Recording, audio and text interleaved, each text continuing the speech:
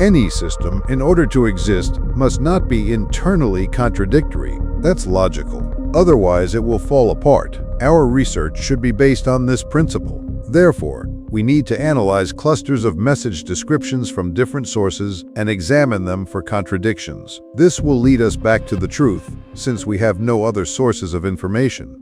And we also have no way to test these phenomena through purely scientific methods or experimentation.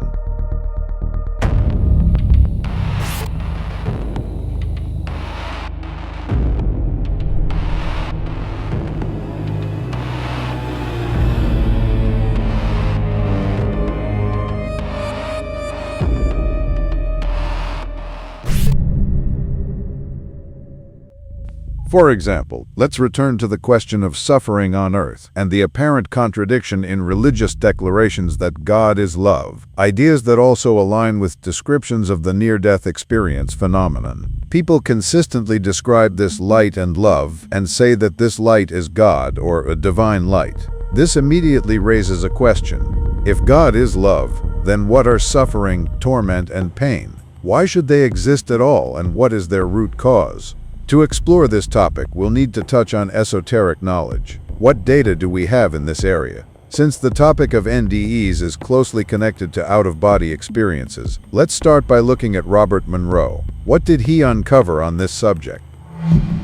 He argues that Earth is a kind of school and that suffering functions as a tool for learning. But that immediately raises a logical question and some striking parallels. Take, for example, the torture carried out in Nazi camps on prisoners. Could that also be framed as a form of learning, with the fascists treating people as test subjects? You could imagine it this way. Someone is captured, tied to a chair, and subjected to electric shocks, constantly suffering as part of an experiment. We would be deliberately causing that suffering. Following Monroe's logic, would that make us God within that experience? And at the same time, the subject might undergo deep internal shifts, possibly even what some would call spiritual growth. It paints a rather unsettling picture. So where does love fit into this? What is actually going on here? Are you serious?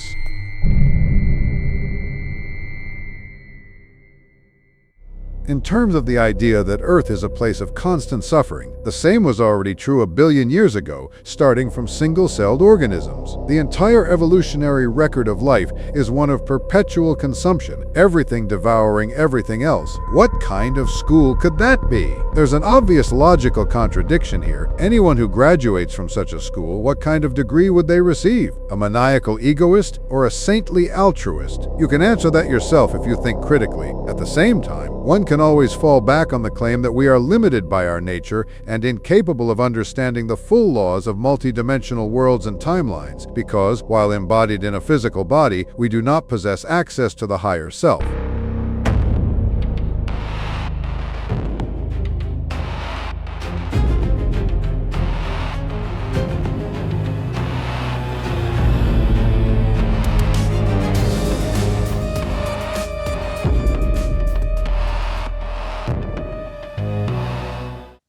Like where all my emotions are. I can feel it. It's very interested, especially my negative emotions, my guilt, my shame, and not just that, but the good emotions. And then it's super interested in that. And I don't know why, but man, it feels like I can feel it. It's almost like it's swimming through these emotions, man. It's so interested. And then all of a sudden, everything just goes really quiet in that tunnel. And I can feel something building up. And I can feel it, and it's coming towards me, man. And all of a sudden, it bursts out of this tunnel. And immediately, I am encircled in just a bubble of positive emotion. Just every positive, every good emotion that you could imagine, amplified by 1,000. I'm just, oh man, I get like I to this day, I'm getting goosebumps right now thinking of that feeling.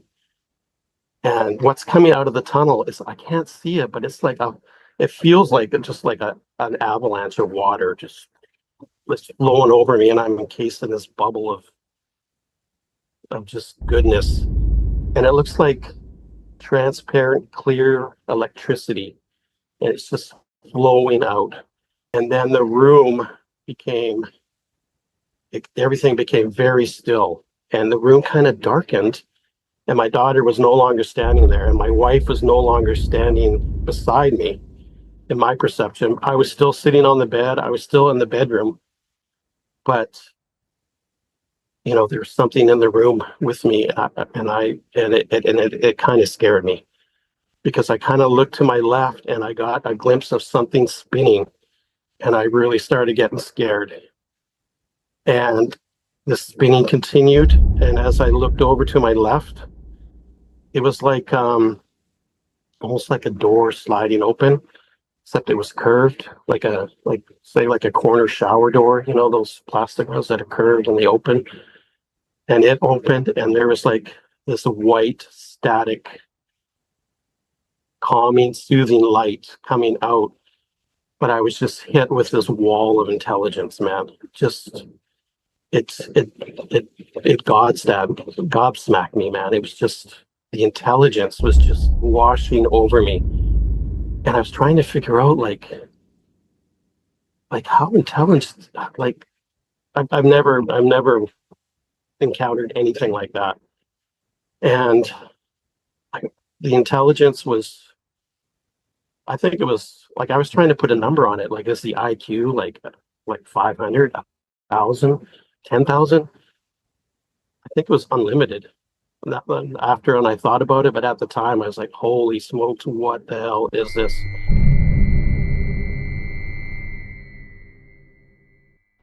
Yes, all of that may sound coherent, but then why do torture, war, injustice, violence, and even thoughts about them generate a constant inner resistance in us, a feeling that something in this system is fundamentally wrong and shouldn't be this way at all? It feels as though predation and mutual exploitation, essentially a form of slavery, contradict our very nature. And yet, many people who have experienced NDEs strangely seem to accept this contradiction when certain entities or forces convey to them that there is no such thing as good and evil.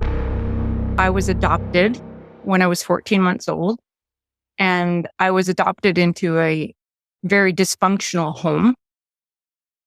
My adoptive grandfather was a diagnosed sexual psychopath pedophile, and my adoptive father and his twin brother, they ran a child trafficking ring. And so I was trafficked from age 2 into my 20s.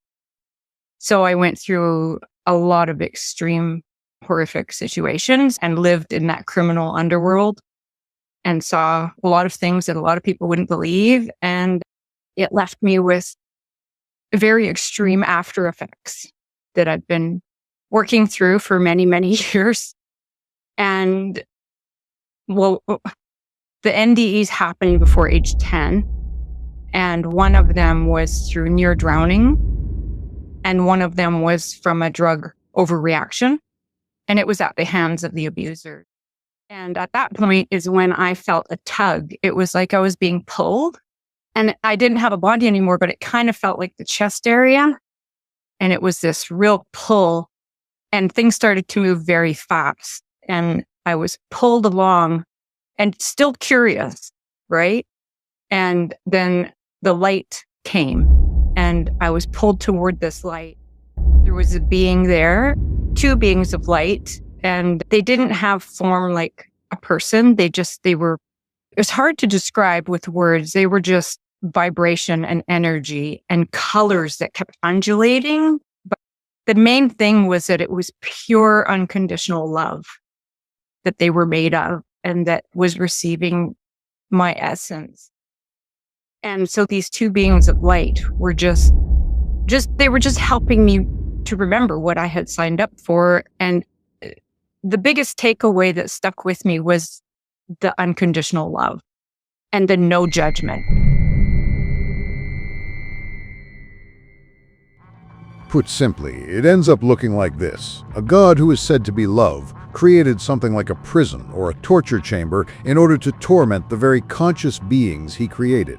For what purpose? As we're told, spiritual growth, and everyone seems to agree with that. Wonderful. But in reality, out of this pile of contradictions and omissions, a far less comforting picture begins to emerge. Apparently, one of the most dominant surface-level explanations would be a single underlying cause based on the principle, as above, so below. If we draw parallels with our own civilization, where we spend a huge amount of effort on one primary activity, namely obtaining energy, in our case, electricity and food, then things start to look different. If we factor this in, many aspects of the logic behind religious and political processes on our planet begin to make sense. They appear more like instruments of control and management. In simple terms, we might be seen as servants of God, voluntarily subjecting ourselves to suffering in order to sustain this higher being. Is that really the case, or could I be mistaken? Or maybe you're not right. It's possible that people who have near-death experiences aren't encountering God at all, but rather dark forces, fallen angels, demons, the devil, or whatever else you might call them. That's right. The only way in this case to resolve the internal contradictions of this system, where on one hand we have love and on the other suffering, is to introduce some other force into the system, one that opposes God, a new player on the stage. That leaves the question, where does all this energy of pain and suffering actually go? Who absorbs it? Who is the beneficiary? Is it God, who is said to be love, or some other forces? Let's return to Robert Monroe. What did he write in his books about these opposing forces, about so-called archons? Archons, in some Gnostic and esoteric traditions, are entities described as rulers or administrators of the material world. They are sometimes identified with archangels or higher forces that govern physical reality. In these systems, they are believed to have been created by a demiurge, such as a figure like Yaldabaoth, who is associated with the formation of the material plane of existence. According to these views, each inhabited planet may be overseen by a particular group of archons, whose role is to manage the development of civilizations. They are said to influence the course of history, ideologies, and social structures, as well as the behavior of intelligent beings. In some interpretations, archons are believed to have an interest in a specific kind of energy generated by strong emotions and experiences of living beings. In modern esoteric and conspiratorial theories, archons are often attributed more concrete forms of control. They are thought to influence governments, science, and religion through intermediaries or secret structures. Some of these theories claim that they create perceptual illusions or limitations of consciousness that prevent people from perceiving deeper levels of reality. There are also claims involving technological control. Certain concepts describe the origin of archons as artificial, allegedly created from energy or through the use of consciousness, including human consciousness. These ideas do not belong to classical Gnosticism, but are later additions and reinterpretations of ancient teachings.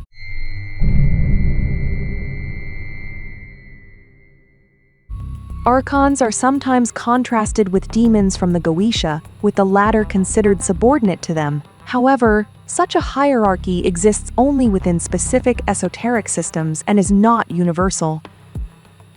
An interesting episode sometimes associated with the idea of archons is described by Robert Monroe in his book Far Journeys. In one of his experiences, he observes an unusual phenomenon. Within a non-physical realm, a signal is heard, after which all beings stop their activity, and a higher entity appears before whom the others line up. Monroe himself does not identify this being as an archon. This interpretation emerged later among readers.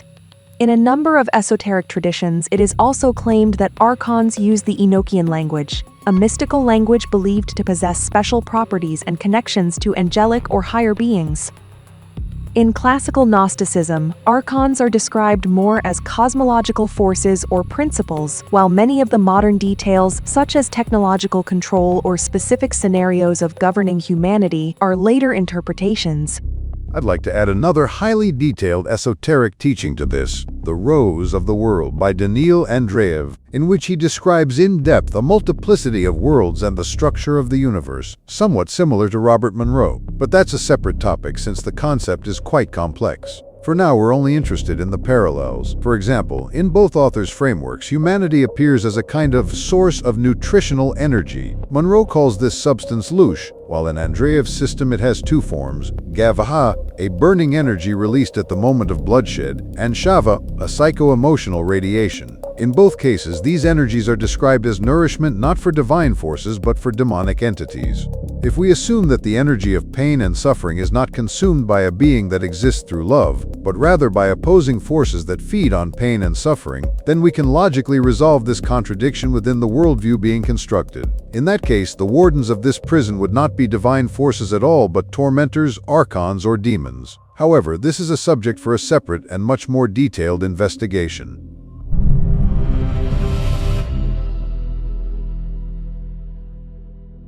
Basically, I've always remembered what I thought when I was born. And and all of this was instantaneous. It was an awareness that was just there when I was born. And I wasn't happy, to be here again. I knew that I had to be. I knew that I had absolute knowledge on the other side. And I knew that I couldn't have absolute knowledge while I was here. And that really aggravated me.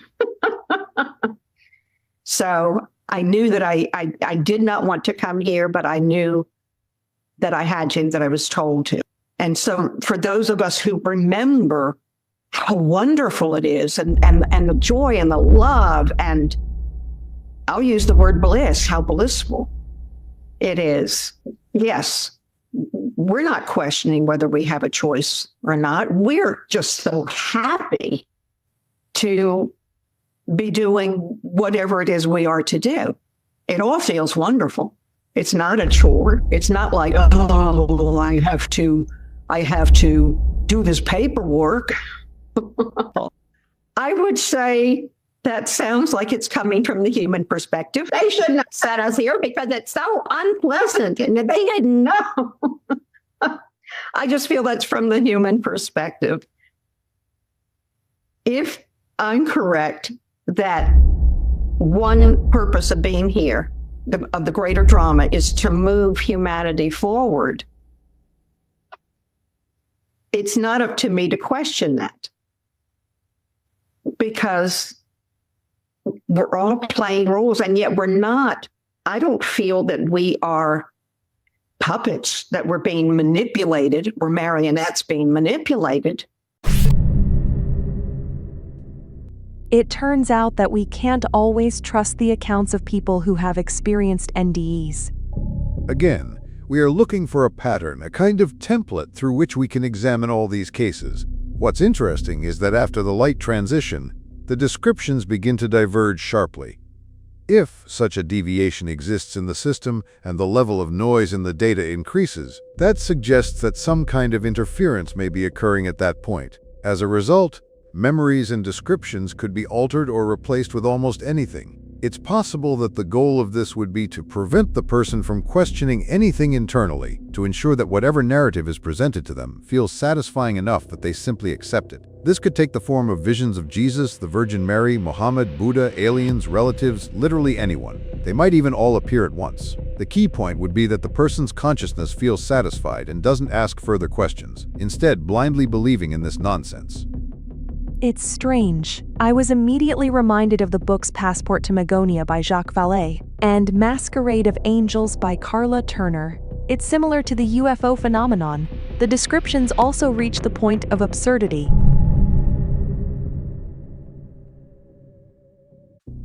If we consider Earth as a school, then a key requirement of any learning process is the preservation of memory and the accumulation of experience. Without that, the very concept of learning loses its meaning. In a normal situation, a mistake leads to awareness, and then to a change in behavior. But if memory is erased after each cycle, the subject does not know what mistakes were already made. The same actions are repeated over and over again, with no possibility of extracting a lesson. This turns the process not into learning, but into an endless repetition of the same scenarios.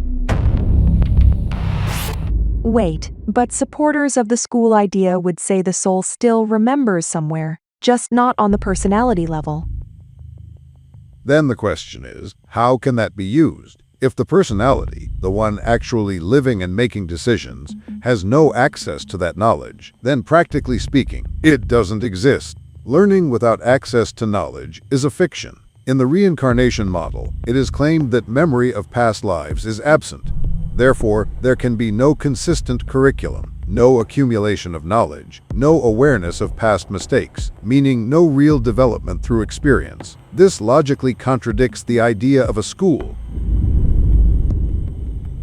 But maybe the lessons aren't about specific events, but about qualities of the soul. Then memory is even more necessary. How do you verify change if you don't remember what you were before? Without comparison, there is no development, only a feeling that cannot be validated. Additionally, the nature of what happens in the world, wars, diseases, extreme forms of suffering, does not align with pedagogical principles. A learning system implies proportional challenges and some form of feedback. Here, suffering is often random, excessive, and comes without explanation. For example, a person may face severe hardship without any ability or information to understand the lesson. This resembles impact without explanation, not education.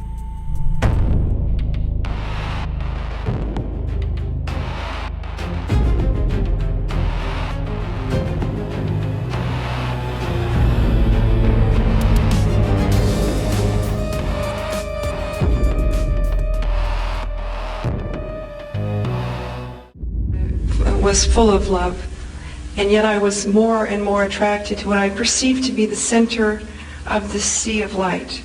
It was as if in the center of this sea there was a sun, and my heart was just irresistibly attracted to that. And again, in an instant, with a tremendous clash, not clash, but in a tremendous and magnificent instant, I entered this center of the sea of light, this sun in the sea, the light, the heart of the light. And it was as if I were devastated. It was as if I were, just spider silk in the solar wind. I was completely devastated by bliss and by rapture and by ecstasy. And yet I was not. I was simply in of, and because of that light, and yet I was, as an individual, destroyed. It was as if I were the quintessential phoenix. There was no judgment of any kind, only acceptance and incredible, expanding, embracing love. Everything that a moment before I had thought was important, necessary to the point of being stressed, to the breaking point, was gone, was absolutely meaningless. I remembered all of this incredible love and being surrounded by it. I felt not only embraced by these souls, but that I was home and I was being welcomed back. I felt incredibly blessed and incredibly loved. I felt free for the first time in anything that I could actually remember. I felt that I was free. There was no hierarchy. There was only love, only wisdom, only kindness. And they filled me with this feeling until all of the memories that I had of crossing over and all of the pain was loved out of me. It's an incredible experience.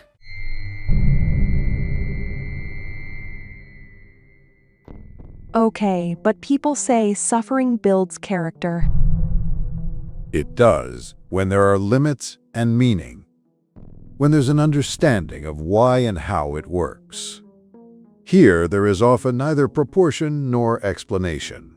It's not training, it's overload without instruction. It's also important to examine the concept of karma. In theory, it should function as a system of cause and effect that helps one learn from actions. But in practice, it is often interpreted in such a way that bad karma can be acquired from almost anything: a random glance, a minor action, even thoughts that cannot be fully controlled. In that form, the system becomes absurd, because it is impossible to avoid mistakes. Everyday life itself automatically generates debt that must later be repaid. Isn't that just an extreme interpretation, though?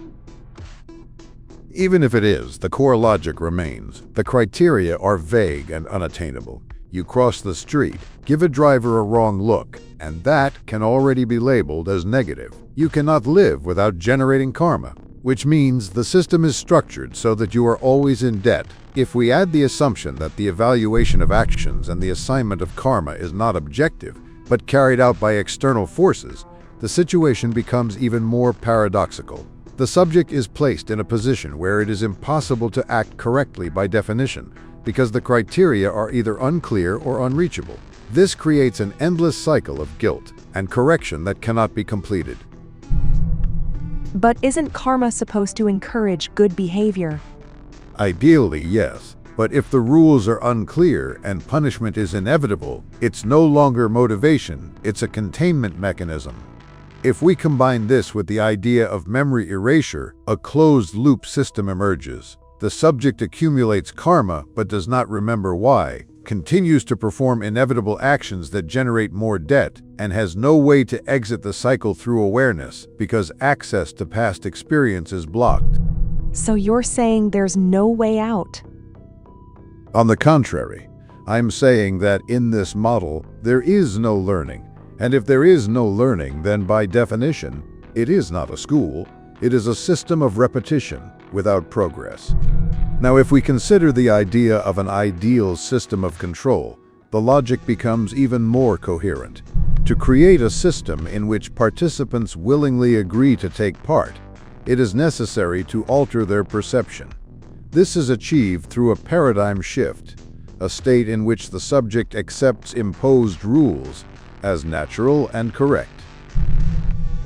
So people willingly agree to this? Yes, but under conditions where their perception has already been altered. First, a problem is created: suffering, guilt, karmic debt. Then a solution is offered. This is a lesson. This is necessary for growth. As a result, the subject not only accepts what is happening, but begins to justify it, seeing it as part of a necessary process.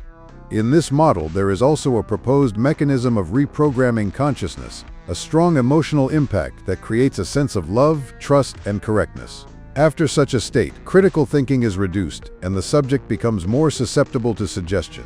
Then a guide or helper appears, persuading the subject to agree to a new incarnation, appealing to unfinished tasks or karma. But if it feels like love and support, why call it manipulation? Because the key factor is context. If there was a prior alteration of consciousness and absence of memory, then the agreement cannot be considered fully informed or free. Under conditions of altered perception and memory erasure, such consent cannot be fully conscious. As a result, a closed system is formed in which the subject is drawn into the cycle again and again, without access to past knowledge, and under the influence of beliefs that make this cycle appear necessary and justified.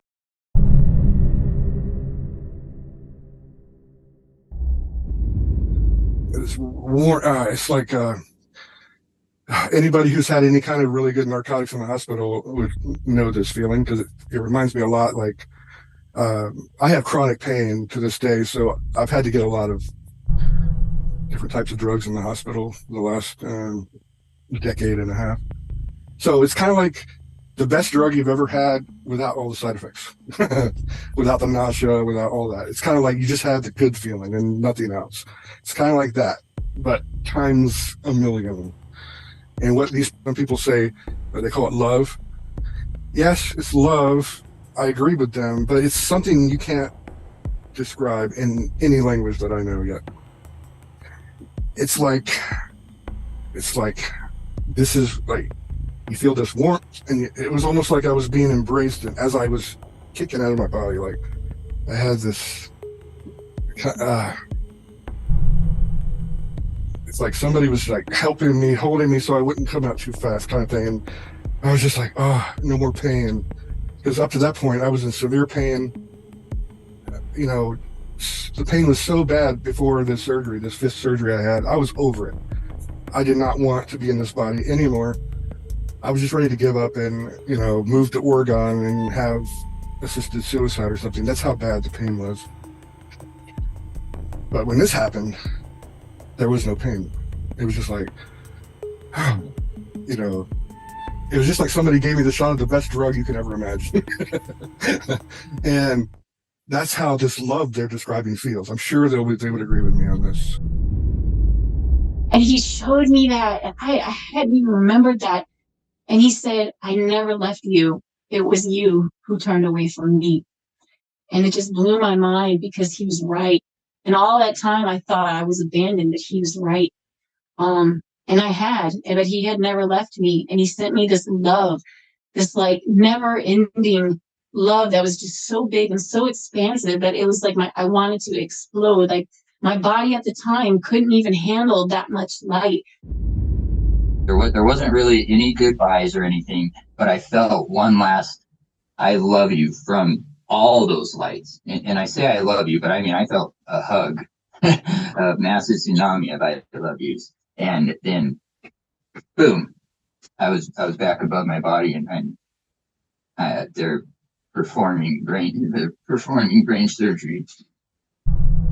And all those good feelings that I felt where I was are just gone instantly again when I'm above my body. Like whatever realm or whatever you want to call it that I was in above the ambulance and above my body watching surgery is the worst realm ever. It's whatever you want to call it, I don't know. But it was horrible, but I watched that. And I'm going, who are you? And there was this pause. And then the answer came, and he said, I am Archangel Gabriel. And I just burst into tears. And like even now talking about it, I felt like I was in the presence of unconditional love, and I was being held. Farther away from me was a pinprick of light. And this pinprick of light I somehow recognized, but I didn't know how. And as it got closer, or did it get bigger? I'm not sure. Let's say that it got closer. It paralleled an understanding that was washing over me, or it was almost like I refer to it now as the release of this earthly amnesia that we have, where we don't remember what life in existence was before Earth.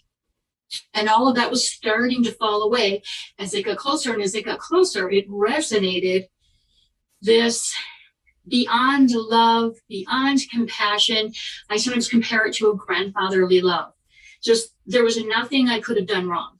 It was just all loving, all loving.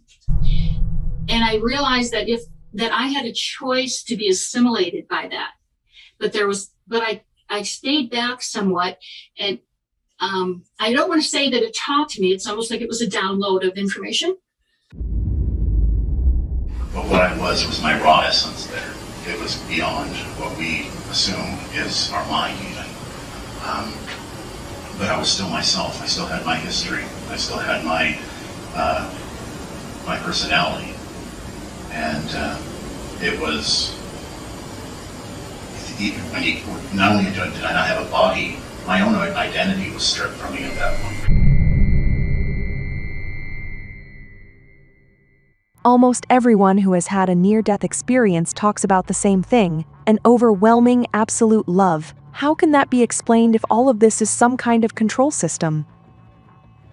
That's actually what raises the most questions, because the consistency is too strong. When thousands of people describe the same state, it stops looking like a random experience and starts looking like a built-in mechanism. But if it's a mechanism, what's its purpose? To bypass resistance, imagine you suddenly find yourself in an unfamiliar environment.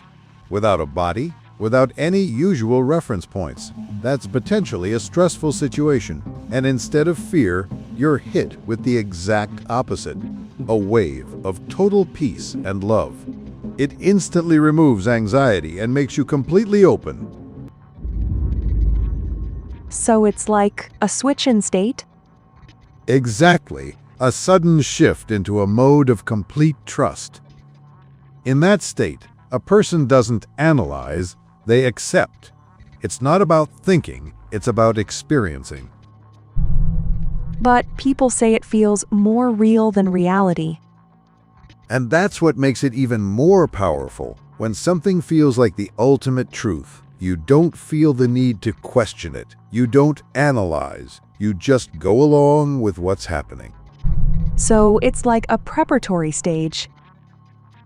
You could put it that way. First, a state of maximum openness and trust is created, and then in that state, it becomes much easier for a person to accept whatever comes next. Suggestions, explanations, decisions. Then that would mean the feeling itself isn't necessarily proof of truth. More like proof of influence, because the intensity of an experience doesn't guarantee its authenticity or independence. In fact, the stronger the effect, the more likely it is being used as a tool to shape perception.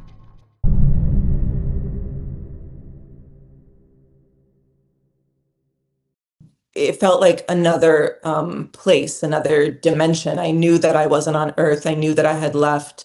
I knew that I was in this other space. And the space is just, I mean, the feeling of what it feels like to be in that space is so beyond words. It's like this absolute feeling of unconditional love. And I was so happy to see her. And even though I could only see one being, and she definitely had like a female kind of feel to me, she felt like the spokesperson for a larger council of light or a larger group of beings. And the conversation I had with this being was about, I had a lot of concerns. I was saying, wow, that was much more difficult than I thought. I'm not sure this setup is going to work. I'm not sure that I'm going to be able to do what I wanted to do if I continue. This setup is hard, and I've been having such a hard time. I've completely forgotten who I am. I'm having a hard time speaking. I am just challenged. I'm wanting to, kill myself. I'm just having a really challenging time, and I'm not at all sure that this setup is going to work. I kept saying setup, or that's the word that always comes back to me. And so this being, this guide, was, we were reviewing the intentions that you had for this light. It was kind of like on a screen. I mean, I don't remember exactly. it all happened so fast. And the conversation I had with this being was about, I had a lot of concerns. I was saying, wow, that was much more difficult than I thought. I knew there was this epic transformation in consciousness. I knew that we were going to be sort of at the start of moving from fear-based consciousness into heart-based consciousness. There's this absolute feeling of oneness with all the different beings that are playing different roles in this kind of crazy, game that you're involved in. And they showed me that it was a very, the probability of my sister having a much more difficult time in life if I didn't go back was pretty high. And they don't understand why they're trapped in these cycles of sabotage and hurting themselves. And I did that to myself for many years. And it's like when you start to look at your challenges from a different lens, and instead of saying, why is this happening to me? Why can't I get this right? Instead of being hard on ourselves, we start to say, okay, if this is happening in my life, then it must be happening for me, and there must be something here for me. Someone truly needs us to keep coming back to Earth. There are many questions ahead and a lot of work to be done. Subscribe, leave your thoughts in the comments, and we will see you in the next episode.